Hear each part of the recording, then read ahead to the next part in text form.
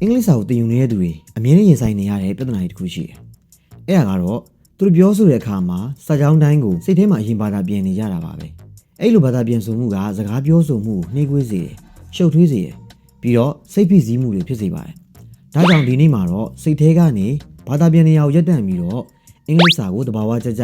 ယုံကြည်ချက်အပြည့်နဲ့အလိုလျောက်ထွက်လာအောင်ဘယ်လိုပြောရမလဲဆိုတော့ကျွန်တော်သင်ပေးသွားပါမယ်။ပထမအဆုံးဒီရိုးရှင်းတဲ့အမှန်တရားလေးကိုမှတ်ထားပါ။ဘာသာပြန်ဆိုခြင်းဆိုတာအလေးထားတစ်ခုဖြစ်ပြီးတော့အလေးထားတိုင်းကိုပြောင်းလဲလို့ရပါတယ်။မင်းအုံနောက်ကနှိကွေးတာလည်းမဟုတ်သလိုမင်းကအင်္ဂလိပ်စာမကောင်းတာလည်းမဟုတ်ပါဘူး။မင်းအုံနောက်ကလွန်ခဲ့တဲ့နှစ်တွေများစွာတုန်းကမင်းကိုယ်တိုင်ဖန်တီးခဲ့တဲ့အလေးထားအဟောင်းတိုင်းလိုက်လုံနေလို့ပါပဲ။ကိုယ့်ရဲ့မိခင်ဘာသာစကားကိုအရင်တွေးပြီးမှအင်္ဂလိပ်လိုဒုတိယအနေနဲ့တွေးဖို့အတွက်မင်းအုံနောက်ကိုမင်းကိုယ်တိုင်လေ့ကျင့်ပေးခဲ့တာပါ။ဒါကြောင့်အခုဆိုရင်အပူခြေလန်းတွေရှုပ်ထွေးမှုတွေမပါဘဲနဲ့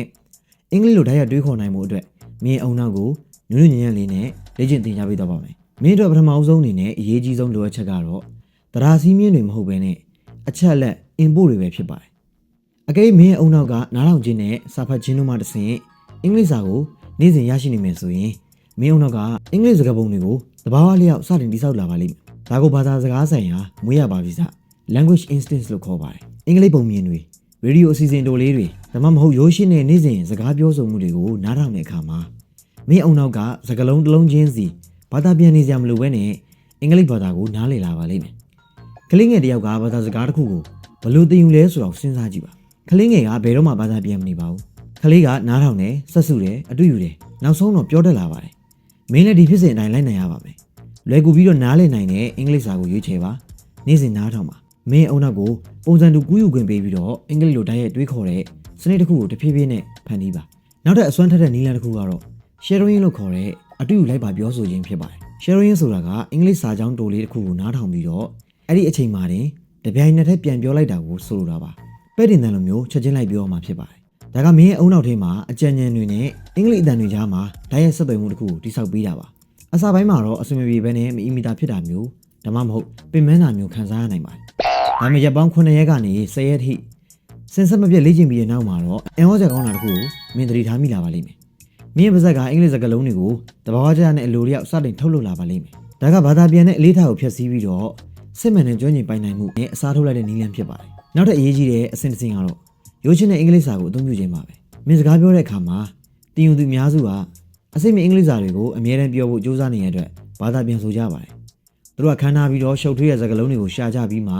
အခက်အခဲတွေတွေ့ကြပါတော့တယ်။ဒီလိုလုပ်တာကိုရပ်တန့်နိုင်ပါ။တင်းငယ်ပြီးတော့ရိုးရှင်းတဲ့ရှင်းလင်းတဲ့စာကြောင်းတွေကိုသုံးပါ။မင်းရဲ့အုံနောက်ပေါ်မှာ PR တွေကိုဖယ်ရှားပြလိုက်တဲ့အခါအင်္ဂလိပ်စာကလျင်မြန်လာပြီးတော့တဘာဝကျလာပါလိမ့်မယ်။ fluency လို့ခေါ်တဲ့ကျွမ်းကျင်ပိုင်နိုင်မှုဆိုတာက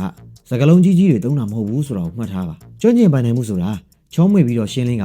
ယုံကြည်ချက်ရှိတဲ့ပြောဆိုဆက်သွယ်မှုပါပဲ။ပုံဖော်တွေးတောခြင်း picture thinking ကလည်းအလွန်မင်းအစွမ်းထက်ပါတယ်။မင်းဘာသာစကားနဲ့စာကြောင်းတစ်ကြောင်းကိုတွေးနေမယ်စားမင်းစိတ်ထဲမှာပုံရိပ်တစ်ခုကိုဖန်တီးဖို့ကြိုးစားပါဥပမာ I'm drinking coffee ကျွန်တော် coffee တောက်နေရလို့ပြောချင်တယ်ဆိုရင်မင်းဘာသာစကားနဲ့အဲ့ဒီစာကြောင်းကိုဘာသာပြန်မနေပါနဲ့မင်းစိတ်ထဲကပုံရိပ်ကိုမြင်ကြည့်ပါမင်းရဲ့လက်ကခွက်ကိုကင်ထားတယ်ရေနှင်းငွေတက်လာတယ်တောက်နေတဲ့လှုပ်ရှားမှုတွေကိုမြင်ကြည့်ပါပြီးတော့မှအင်္ဂလိပ်စာကြောင်းကိုတဘာဝကျကျထွက်လာခွင့်ပေးလိုက်ပါဒီနည်းလမ်းကမင်းရဲ့အုံနောက်ကမင်းဘာသာစကားနဲ့အင်္ဂလိပ်လိုချိတ်ဆက်တာမျိုးမဟုတ်ဘဲနဲ့ပုံရိပ်တွေနဲ့အင်္ဂလိပ်လိုချိတ်ဆက်ပြီးတဲ့အတွက်ဘာသာပြန်ဆိုခြင်းကိုလုံးဝပယ်ရှားပေးရပါတယ်။နောက်တစ်နည်းကတော့အမြန်နှုန်းလေ့ကျင့်ခန်း speed training ကိုစမ်းကြည့်ပါ။မင်းဖုန်းကိုဖွင့်ပြီးတော့အလန်းတစ်ခုပေးလိုက်ပါ3မိနစ်လောက်ပေါ့။ကျွန်တော်ရဲ့အခန်းကျွန်တော်ရဲ့တနေ့တာကျွန်တော်ရဲ့အစီအစဉ်များဒါမှမဟုတ်ကျွန်တော်ရဲ့အလုပ်စတဲ့ရိုးရှင်းတဲ့ခေါင်းစဉ်တစ်ခုကိုရွေးချယ်ပါ။အဲ့ဒီ3မိနစ်အတွင်းမှာမရက်မနာပဲစရိုက်ပြောပါ။အမားတွေအတွက်စိတ်မပူပါနဲ့။စဉ်းစားဖို့လည်းရက်မနေပါနဲ့။ကိုယ့်ကိုပြန်ပြင်ဖို့အချိန်ကြီးပေးမနေပါနဲ့။ဒါကမင်းအုံနောက်ကိုဘာသာပြန်ဆိုမှုမပါဘဲနဲ့မတူဝေပဲမဝေခွဲပဲနဲ့အလုံးမင်းစဉ်းစားတွေးတောမှုမရှိပဲနဲ့အင်္ဂလိပ်စာကိုလျင်မြန်စွာနဲ့သဘာဝကျထုတ်လုပ်ဖို့အတွက်တွန်းအားပေးရဖြစ်ပါတယ်။နောက်ဆုံးအနေနဲ့ဒီဖြစ်စဉ်ကိုယုံကြည်ပါ။မင်းအုံနောက်ကတရက်ထဲနဲ့ပြောင်းလဲသွားမှာတော့မဟုတ်ပါဘူး။ဒါပေမဲ့ဒီအဆင့်တွေကိုနှစ်ပတ်တိတိစဉ်ဆက်မပြတ်လိုက်နိုင်မယ်ဆိုရင်စစ်မှန်တဲ့ပြောင်းလဲမှုကိုမင်းခံစားရပါလိမ့်မယ်။မင်းရဲ့စာကြောင်းတွေပုံမြန်ဆန်လာလိမ့်မယ်။မင်းရဲ့ဖော်ပြချက်တွေပိုပေါ့ပါလာလိမ့်မယ်။မင်းရဲ့စကားလုံးတွေကပိုပြီးတော့ချုံးမွေ့စွာနဲ့အစည်းအဝေးလာပါလိမ့်မယ်။မင်းရဲ့မိခင်ဘာသာစကားနဲ့တွေးတောတာကိုရပ်တန့်ပြီးတော့အင်္ဂလိပ်လိုစတင်တွေးတောလာပါလိမ့်မယ်။မင်းအုံနောက်ကမင်းအခါခါလောက်တာကိုပဲသင်ယူရဲဆိုတော့မှတ်ထားပါ။မင်းအုံနောက်ကိုအင်္ဂလိပ်စာချက်လက်တွေပေးပါ။နေ့တိုင်း sharing လုပ်ပါ။ရိုးရှင်းတဲ့စာကြောင်းတွေကိုသုံးပါ။ပုံရိပ်တွေကိုဖန်တီးပါ။အမြန်နှုန်းကိုလေ့ကျင့်ပါ ပြီးတော့ဒီဖြစ်စဉ်တွေကိုလည်းယုံကြည်ပါ